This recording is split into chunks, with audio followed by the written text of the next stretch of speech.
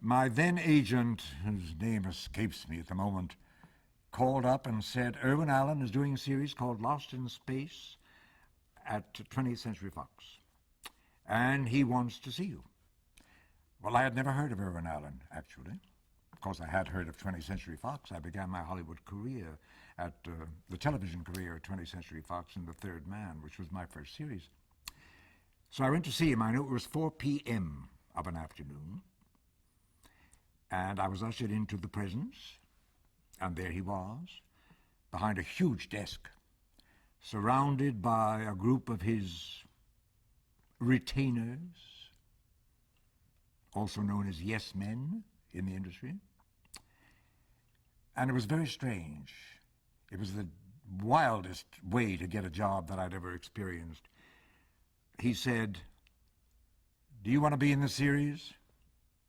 And I said, "Well, I don't know. I haven't read a script." And Irwin said, "Somebody give him a script." Somebody did. I had a script. Very weird. And then he said, "You know, we did a pilot and you weren't in it." I said, "And?" He said, "Now you're in it." I said, "Oh." Very, very peculiar. It all comes back to me now with a kind of horror. Then he turned to the casting man, who was also in the office. And he said, "Sign him up and don't pay him too much money." I quickly changed that, you may be sure. And he said, "Go home." There was a question about billing, yes. He said, "I have signed all the other actors, and they're all in the pilot, and you were not, and you will have to be in last position." I said, "Well, I'm not going to be very comfortable with that." And he said, "You got a better idea?"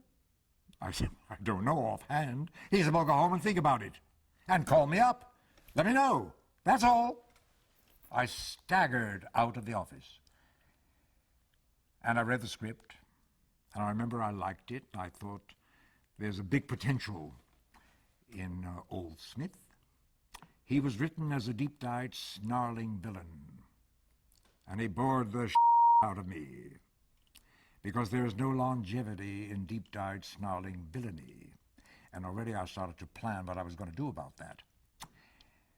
I also knew that I wanted to be in the show.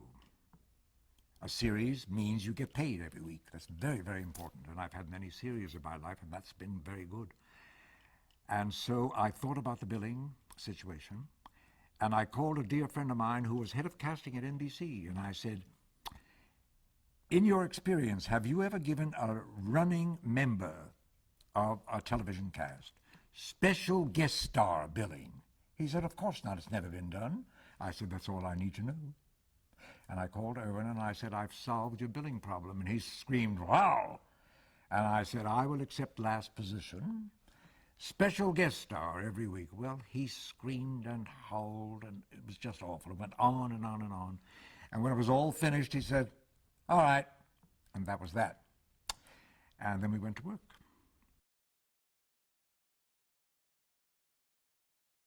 Villainy is easy. I've played many villains in my time, and my most successful villains have been comedic villains. And I knew that. And I began to plot and plan how to do that. And I began to sneak it in.